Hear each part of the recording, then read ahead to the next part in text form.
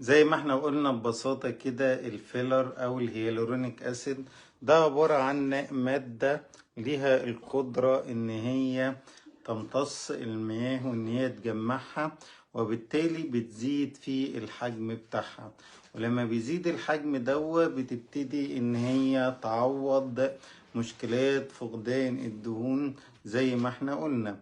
وعلشان نفهم الموضوع ده ببساطة كده لازم نعرف ان الوش بتاعنا زي ما في جلد بيغطيه من بره، في طبقة من الدهون بتبقى موجودة، وفي عضلات وفي أربطة.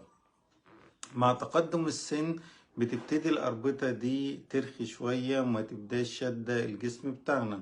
بنفقد مادة الإلاستين والكولاجين، ودول من المواد اللي مسؤولة إن البشرة بتاعتنا تكون ثابتة وتكون مشدودة، ويكون الشكل بتاعها جميل ومتناسق.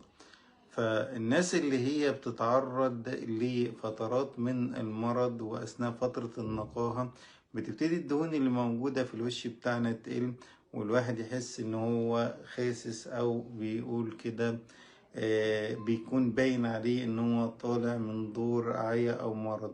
او الناس اللي هي بتخس وبتفقد كميات كبيرة من الدهون بدون اشراف طبي او حتى تحت اشراف طبي، ولكن بيكون الموضوع